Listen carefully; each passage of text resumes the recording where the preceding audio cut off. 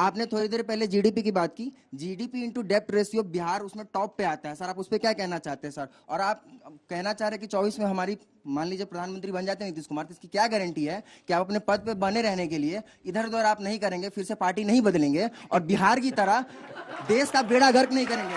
Sir हर साल बिहार में बाढ़, सर हर साल बिहार में बाढ़ आती है। बाढ़ में बहुत सर राहत है। मेरी बात, पूरी बात सुनिए। हर साल बिहार में बाढ़ आती है और हर साल सर लाखों करोड़ों का नुकसान होता है। आप छोटे छोटे सर बांध, वो बालू का वो बोरी लगाकर उसमें लगा देते हो और सर परमानेंट सॉल्यूशन नहीं ढूंढते। इस वजह से बिहार में इंडस्ट्री नहीं बैठ रही है और वहाँ पर रोजगार की सबसे बड़ी संकट है। सर उस पर क्या कहना चाहते हो? पहला तो रोज इस पे इंडस्ट्री पे बता दूं, सबसे ज्यादा एथेनॉल की फैक्ट्री लगाने वाला राज्य बिहार बन गया।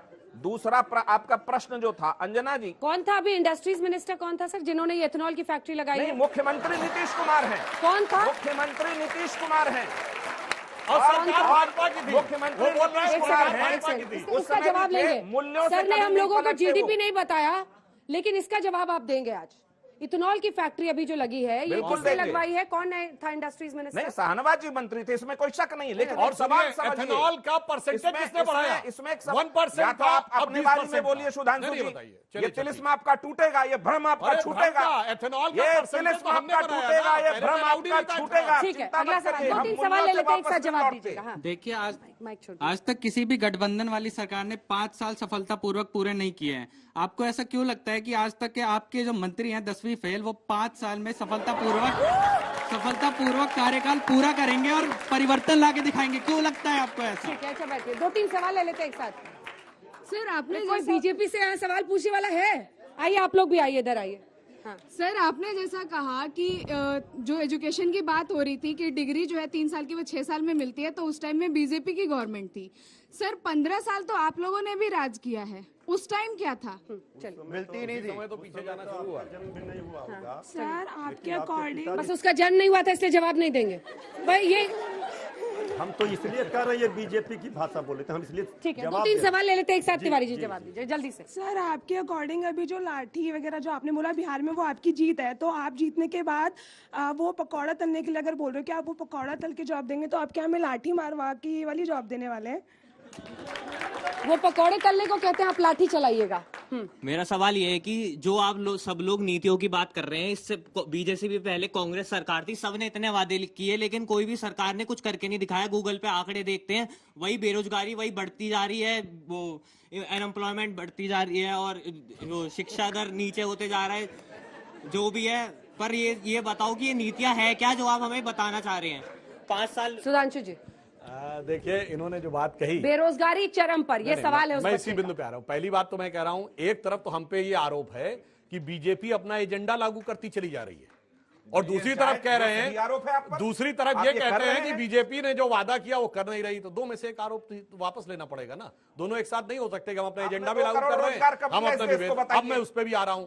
जहां तक रोजगार की बात है, हाँ, तो इस सोशल समय मीडिया पे गाली देने वालों को रोजगार बीजेपी ने बढ़ाया, गौ रक्षा के लिए लिंचिंग का रोजगार बीजेपी ने बढ़ाया, धर्म टकराव का रोजगार बीजेपी ने बढ़ाया, इस तरह का रोजगार भाजपा ने बढ़ाया। सुनिए, मैं जवाब देते हैं अभी।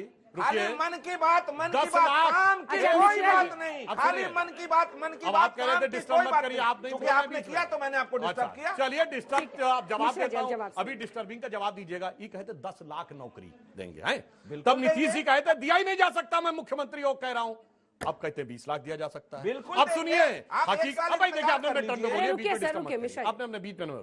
जानते क्या था, थोड़ा जबान फिसल गई थी तेजस्वी जी की। वो 10 लाख नौकरी नहीं, 10 लाख में नौकरी देंगे, वो मोदी जी की जबान फिसल गई और नौकरी देंगे। इसके अलावा 15 लाख जेब में आएगा, उसका जवाब दीजिए। 10 साल पहले झूठ बोला, आपने अपने टर्न में 15 लाख हर जेब में इस देश में आएगा। मोदी जी की जबान फिसली थी या वादा था? बताइए युवाओं को, बताइए। बताते हैं, बताइए ना, अभी बताते हैं। जवान फिसली थी मोदी जी की या 15 लाख का वादा झूला था आपका?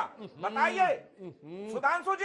ये राजद के प्रवक्ता है कि जदयू का प्रवक्ता है? ये राजद के प्रवक्ता है, जदयू के। राजद की सरकार रही 15 साल और 1 लाख रोजगार नहीं दिए। अब कहते 20 लाख दे देंगे 2 साल में, जिसे कहावत में कहते हैं ना, बाप न मारी मेड की बिटवा तीरंदाज।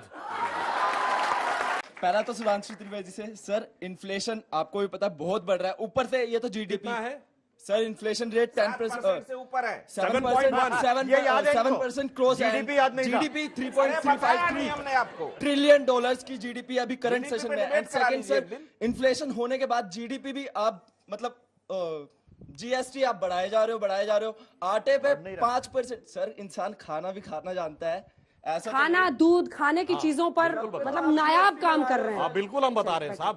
पहली बात, इस समय रेट ऑफ इन्फ्लेशन है 7.1%।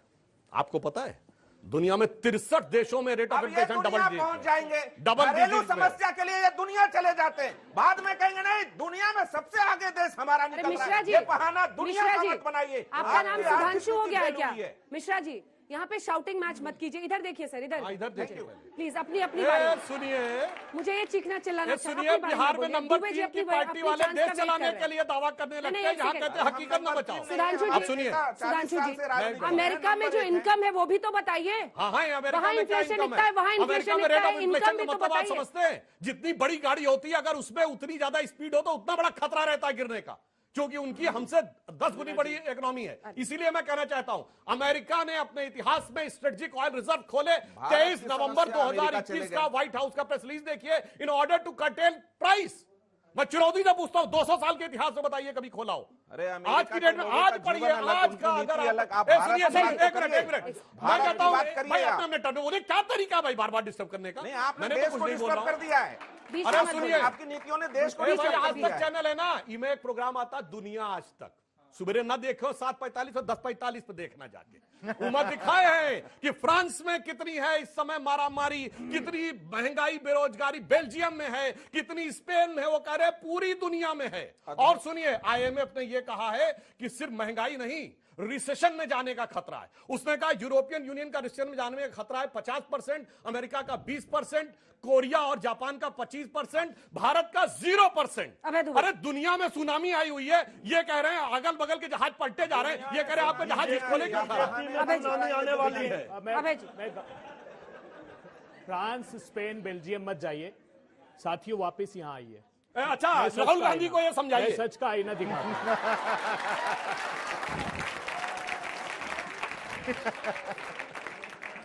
मैं चाहता हूं, नब्ज दे दिया सर आपने शुरू में। मैं चाहता हूं, नहीं देखिए, मैं गंभीर बात नहीं, उन्हीं के लिए कह रहे थे ये देश के युवाओं को जानना चाहिए कि क्यों आखिर आपके रोजगार के अवसर कम हो रहे हैं, क्यों बेतहाशा महंगाई बढ़ रही है, क्यों स्टैगफ्लेशन की सिचुएशन में हम पहुंच गए। आप जानते हैं 25 मिलियन टन दाल की आवश्यकता हिंदुस्तान को होती, कि हिंदुस्तान का किसान वो पैदा करता है, तो 66 रुपए की दाल अगर एमएसपी पढ़ेंगे तो 66 रुपए प्रति किलो है, क्यों 200 रुपए पार हो गई? क्यों हिंदुस्तान में खाने का तेल जो 70 रुपए था वो 200 रुपए के पार हो गया? ये आपको जानना जरूरी है। ये अभी बड़ी बड़ी बात कर रहे थे इंटरनेशनल लेवल पर इन्फ्लेशन के रेट की। मैं पूछना चाहता हूं, प्रधानमंत्री ने कहा था इस देश में, उद्घोष किया था कि दोस्तों मैं ऑयल सीड्स का प्रोडक्शन इतना कर लूंगा कि हम खुद का अपना खाने का तेल इतना उत्पादित करेंगे। प्रधानमंत्री जी देश को बताइए, ऑयल सीड्स का प्रोडक्शन किसान ने किया, फिर आपने इंपोर्ट किन 2 धन्ना सेठों के कारण हिंदुस्तान में बढ़ा लिया। आप बताइए क्रूड ऑयल का प्रोडक्शन 56 लाख मेट्रिक टन क्यों कम हुआ आपके नेतृत्व में? उसके कारण हमको 27 लाख करोड़ रुपए का डाका डाला है। इन्होंने कहा था इंटरनेशनल मार्केट में क्रूड ऑयल, बोले डायनामिक फ्यूल प्राइसिंग पॉलिसी लेकर आ रहे हैं 2017 में, इंटरनेशनल मार्केट में क्रूड ऑयल के प्राइस बढ़ेंगे तो भी हम उस पर आपको फर्क नहीं पड़ने देंगे, अगर कम होते हैं तो सीधा ट्रांसफर कर देंगे। क्या ट्रांसफर किया आप लोगों को? इन लोगों ने क्या किया है जानते हैं आप? $100 बिलियन का चाइना से इंपोर्ट कर लिया। Parliamentary standing committee on commerce कहती उसके कारण हिंदुस्तान का एमएसएमई तबाह हो गया। हिंदुस्तान के एमएसएमई जो छोटे और मझोले उद्योग हैं, एक्सपोर्ट में उसका कंट्रीब्यूशन 48% है, और मैन्युफैक्चरिंग उसका 45% उसका कंट्रीब्यूशन है। 60 लाख एमएसएमई परमानेंट बंद हो गए, आपके रोजगार के अवसर छीन लिए गए। आप ताली बजाइए, आप ताली बजाते हैं 80-20 पर, गजवाए हिंद पर, ये बंद करिए। हिंदुस्तान को धार्मिक उन्माद में इसीलिए डाला जा रहा है क्योंकि आपके रोजगार के अवसरों के आप सवाल नहीं पूछे, महंगाई के सवाल नहीं पूछे। बताइए ना किसानों की आज 40 रुपए कैसे? आपने भी कहा कि 63% जो वोटर्स हैं उनको एकजुट करने के लिए एक नीति बनानी होगी, ऐसे बड़े बड़े मुद्दे आपके पास है, फिर भी आप लोग कुछ नहीं कर पाते। आखिर में और जब बच्चे पूछते हैं कि चेहरा कौन होगा, तो आप कहते हैं चेहरा नहीं, देश नेतृत्व करेगा। साहब ऐसे नहीं होता अंजना ना। जी, जिस दिन देश का बच्चा मैं बताता नेता की अपेक्षा नीतियों का प्रश्न करने लगेगा, जिस दिन यह पूछने लगेगा राजनीतिक दल तुम्हारे चेहरे से सरोकार नहीं है, तुम्हारी नीतियां बनाइए, भारत के भविष्य और हमारे भविष्य के क्या अवसर सृजित करना चाहते हो, उस दिन मुझे लगता है कि भारत अपनी अग्रणी भूमिका लेगा। एक पूछता है, किसी बच्चे ने पूछा, नीतियां ही तो पूछ रही थी, कांग्रेस पार्टी को सत्ता से बाहर कर दिया। देखिए सुनिए, नीतियों के ही आधार पे तो बाहर किया ना। मैं पूछना चाहता हूं देश की जनता से,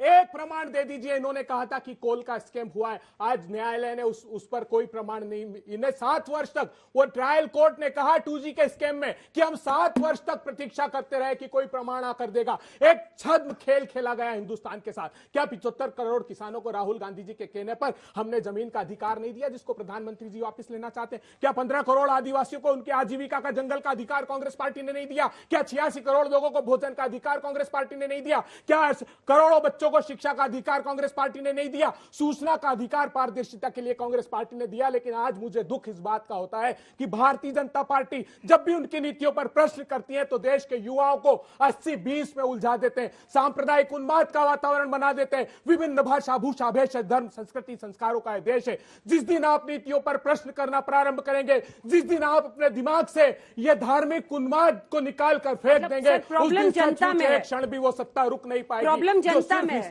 जो सिर्फ उसी आधार प्रॉब्लम जनता में है। जनता नहीं है, जो परसेप्शन मैनेजमेंट पर है। मैं मानता हूं कि मूर्धन्य पत्रकार अंजना ओम कश्यप पूरा अवसर बोलने का देती है और ऐसे समसामयिक मुद्दों पर बहस कराती। अगर सारे चैनल ने ये प्रारंभ कर दिया तो ये परसेप्शन बदलेगा और मुझे विश्वास है कि ये सारे युवा। अंजना जी, इनके लंबे संभाषण के बाद मैं सिर्फ एक फैक्ट रखना चाहता हूं, छोटा सा।